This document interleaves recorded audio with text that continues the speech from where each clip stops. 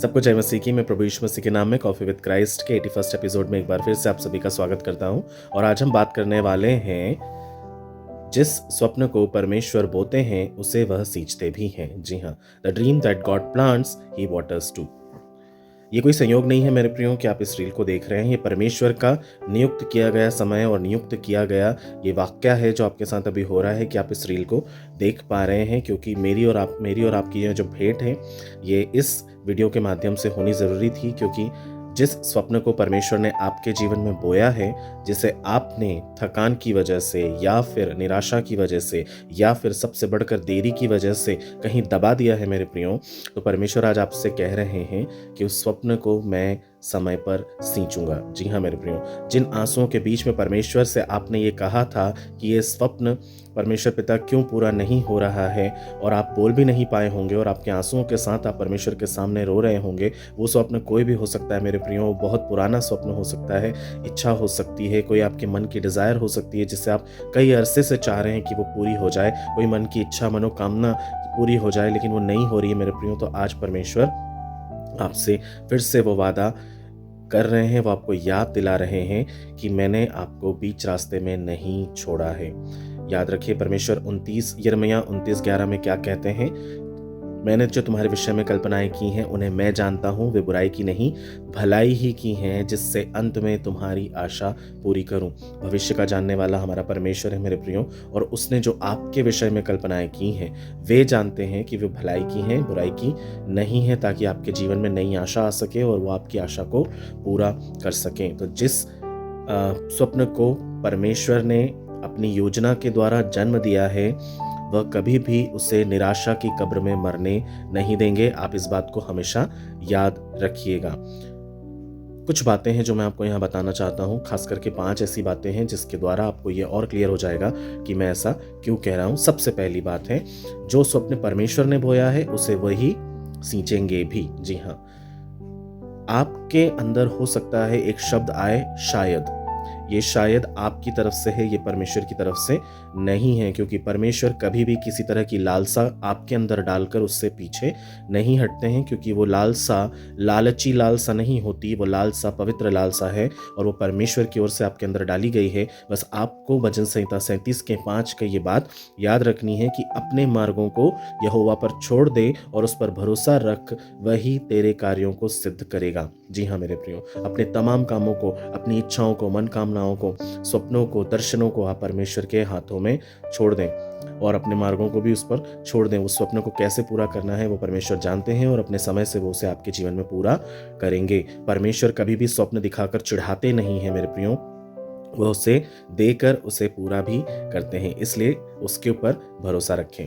दूसरी बात है, वह आपके गुप्त के आंसुओं को देखते हैं। यस यस यस, वो आपके गुप्त के आंसुओं को देखते हैं। जितनी रातों को आपने अपने तकिए को, अपने बिछौने को आंसुओं से भिगोया है, आपने गुप्त में जितने भी आंसू बहाए हैं, जब सिसकियां बनकर आपकी प्रार्थनाएं आपके मुंह से निकल रही थी मेरे प्रियो, जब आपके पास कोई शब्द नहीं बचा था, केवल आंसू ही बचे थे, वो सारे समय को परमेश्वर ने देखा है। और याद रखिए कि वो सब कुछ परमेश्वर के सामने खुला है। वो जो निशब्द प्रार्थना आंसुओं से भरी थी ना, वो परमेश्वर जानते हैं कि उन आंसुओं में कौन से शब्द छुपे हैं। परमेश्वर ने वचन में कहा है कि मैंने तेरे आंसुओं को अपनी कुप्पी में रखा हुआ है। हर एक आंसू का हिसाब लेने वाला हमारा परमेश्वर है। भजन संहिता 56:8 में लिखा है कि तूने मेरे भटकने का लेखा रखा है, मेरे आंसू अपने कुप्पी में रख ले, क्योंकि वे तेरी पुस्तक में नहीं है।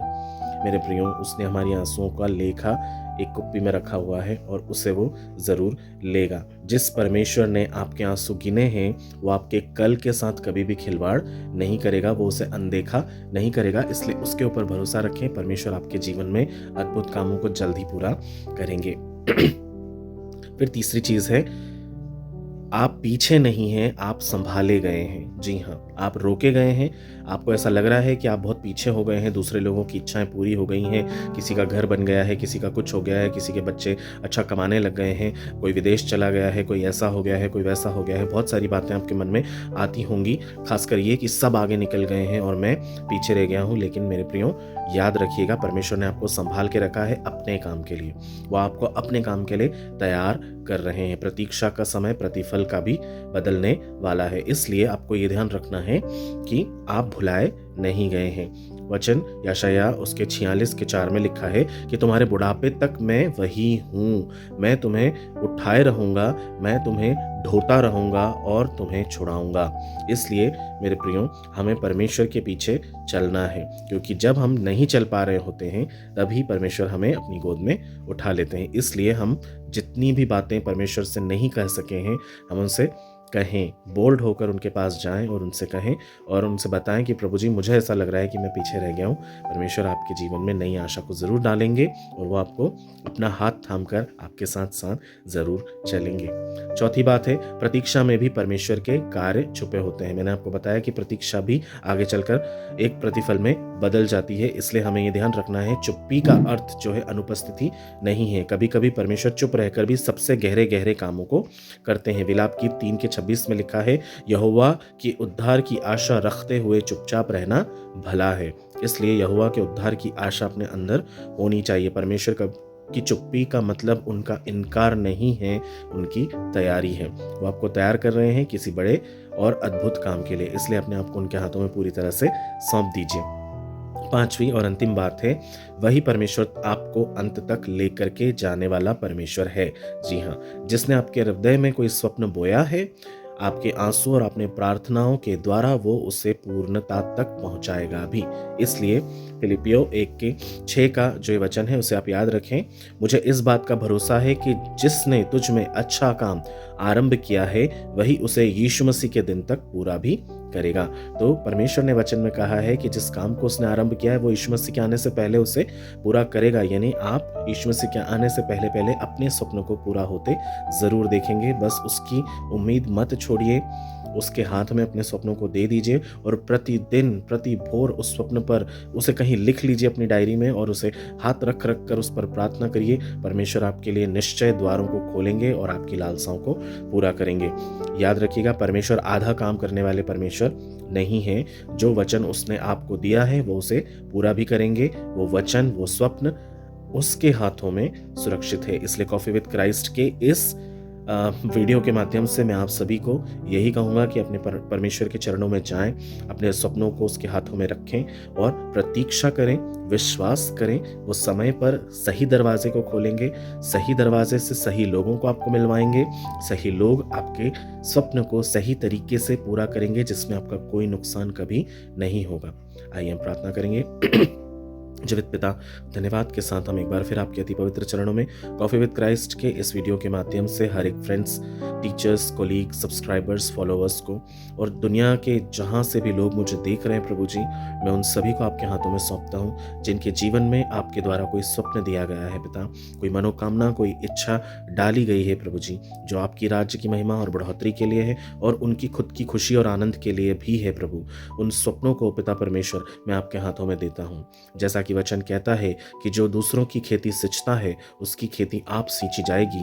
परमेश्वर, हम सब पिता परमेश्वर अपने सपनों को आपके हाथों में डाल देते हैं। खुदावन, आप ही इन सपनों को पूरा करने वाले, दर्शनों को पूरा करने वाले परमेश्वर हैं, क्योंकि आप कोई भी काम अधूरा नहीं छोड़ते हैं परमेश्वर पिता। आप हर एक को उनकी इच्छा के अनुसार जो कुछ भी आपने दिया है परमेश्वर पिता, उसे आप पूरा करते हैं, उसे बढ़ाते हैं, उसे कभी कम नहीं करते हैं जीवित पिता। हम आपके महान हाथों में हमारी इच्छाओं को, लालसाओं को, सब बातों को सौंपते हैं पिता। होने दीजिए आशीष के कटोरे हम पर उंडेले जाएं परमेश्वर पिता, और हम आशीष से भरपूर होकर प्रभु अपने जीवन को जीने पाएं। हर एक दुख, मुसीबत, मौत, खतरे, हर तरह की लड़ाई झगड़े, एक्सीडेंट से, बैर भाव से, मार काट से आप हमें बचा करके रखें पिता। दबे छुपे खतरों से हमारी सुरक्षा करें प्रभु। आपके स्वर्गदूत निरंतर हमारी सुरक्षा और अगुवाई करें पिता। हर बुराई को हमारे जीवन से आप दूर करें और हम अपने पिता जीवन में जो कुछ आप चाहते हैं प्रभु उसे पूरा करने के योग्य हो सके। इस विश्वास से हम हर एक को आपके हाथों में सौंपते हैं। आदर, मान, महिमा, इज्जत, गौरव, जलाल सब कुछ हम देते हैं आपको प्रभु, और यीशु मसीह के नाम से इस दुआ को मांगते हैं। दया करके सुनिए और ग्रहण कीजिए, आमीन। मेरे प्रियो, मैं विश्वास करता हूँ ये वचन आपके जीवन में बहुत अद्भुत काम करेगा। आपके द्वारा परमेश्वर बड़े बड़े कामों को करने के लिए आपको तैयार कर रहे हैं। इसलिए मेरे साथ हर दिन यूं ही बने रहें। हर दिन हम नई बातों को सीखेंगे, छोटी छोटी बातों से हम परमेश्वर की महिमा करेंगे, शैतान को लात मारेंगे और उसे याद दिलाएंगे कि वो मैला, हारा और कुचला हुआ है। परमेश्वर आपके साथ हो, आपका दिन शुभ हो। हर एक को जय मसीह।